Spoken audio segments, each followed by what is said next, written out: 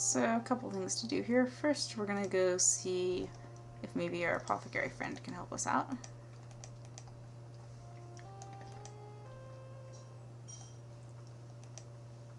Hey there. Ah, I did not notice you come in. Welcome back. If you see something that interests you, let me know. Alright, let's see if we can tell about the beast. You give Harik a brief description of the caged beast. That sounds most interesting. He's probably not a natural creature, but around here, who can tell? You tried dispel potion on it, though. A dispel potion? You have to Well, buy gosh, it, it's though. gonna be tough because we don't have flowers from around this piece here. Tell me about this dispel potion. A potion to break enchantments? I know of one in which the victim drinks the potion and spends. It's a pity I do not have any of the potions made up. Let's I have most of the ingredients, so if you can find the ingredients I'm missing, then I can make some dispel potions for you. To make a dispel potion, I need the feather of a griffin, and that may be from any of the fruit of compassion. The fruit of compassion. For the potion to be effective, a strand of the enchantment's victim's own hair must be dropped in at the last moment. However, this is up to you. Griffin feather? The griffin is half bird and half beast, and has head and wings of an eagle and the body of a lion. This is neither wholly one nor the other, can be used as a catalyst for change. Interesting. Fruit of compassion? The fruit of compassion is extremely rare, and it can only be given to ever taken or bought. I have heard rumors of but one behind in the entire land where you might find this. This guy's Tell me about the plant. The tale is told me of a woman transformed into a plant for a genie's spell. She stands like a tree somewhere out in the desert, but as she bears no fruit. You should talk to the enchantress Aziza, for she would know more about this than I. So this is why we didn't talk about the tree earlier. And hair. The hair is the last string added to the potion just before you give it to the enchanted victim. As a creature of the enchanted creature dissolves in the potion, so shall a spell dissolve when the victim drinks the potion. The hair must be freshly put. This is important. Okay. So we need some more ingredients. And Seems to me gosh. I remember having a griffin feather in the end. But first we need to go see Aziza about this business with... Oh, and I'm going to refill my water skins over here. Yeah. After you gave like 3 water skins worth of water to the beast. Why not wash your armor too? Yes, in the fountain. I'm sure they'll go over real well. You fill your water skins with cool, clear water from the fountain. Okay. Now we're going to go visit Aziza again, because we haven't been over at her place enough lately. Hi, purple door with eye in it. Knock, knock. Welcome, Delenn. Come in, sit down, and we shall speak. Hello. Welcome. It is good to have a visitor who understands the proper way to enter conversation. Now we will go sit down. Dee-doo-dee-da. Not gonna teleport?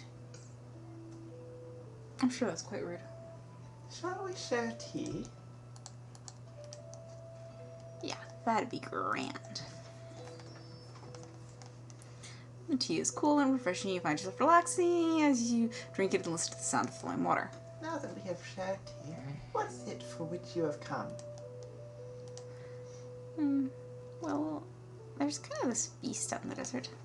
You tell Aziza everything you know about the caged beast. There is some form of magical protection around the cage which prevents me from detecting it.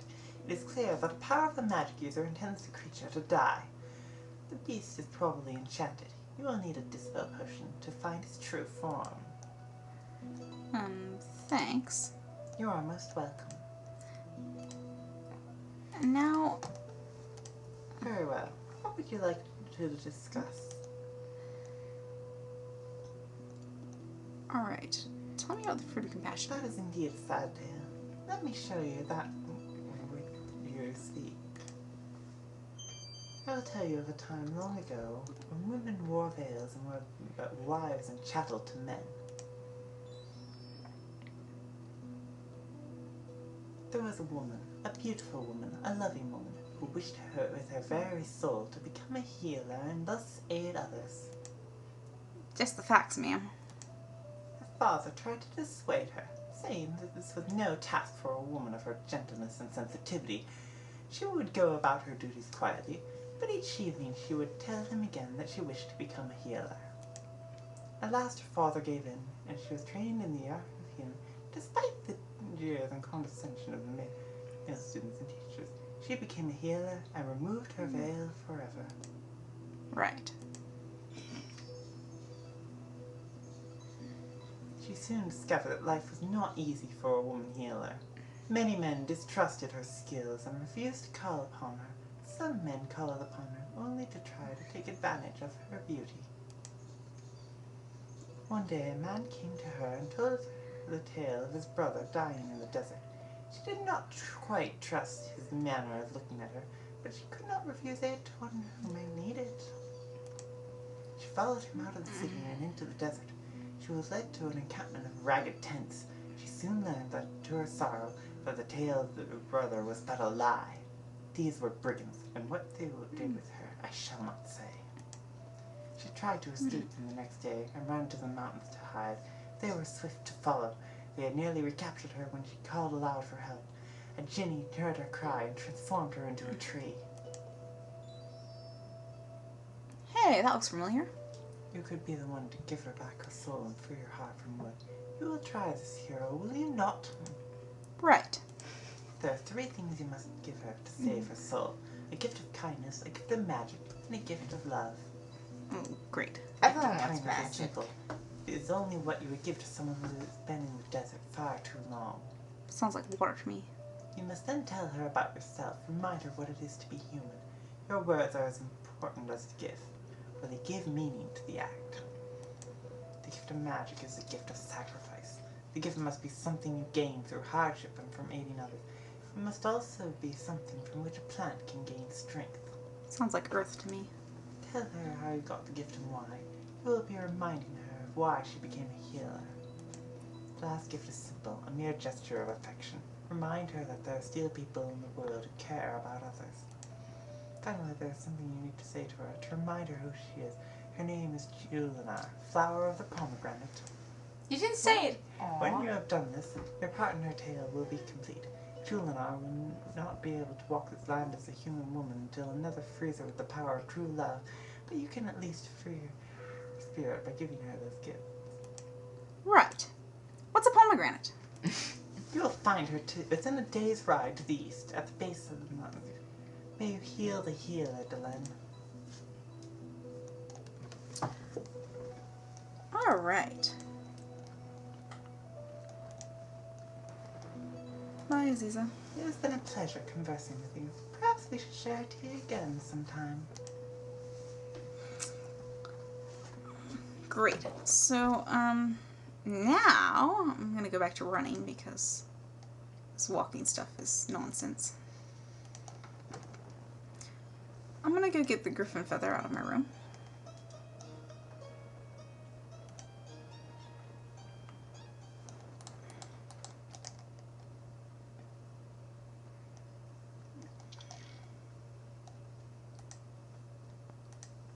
You retrieve the griffin feather from your chest.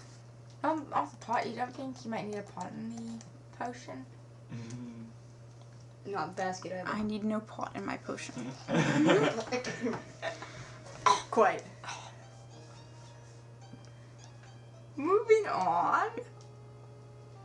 It's just for medical purposes, you understand.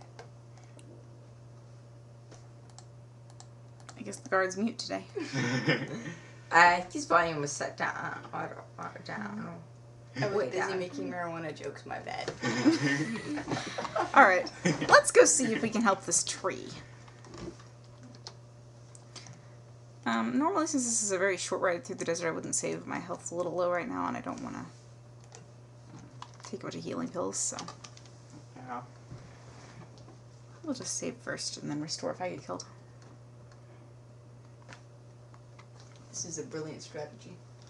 It's what I use a lot. Hey, it's worked so far. Besides which, this is a Sierra game. You have a better one? Yeah. Point. It got you for that one section, Gabriel Knight.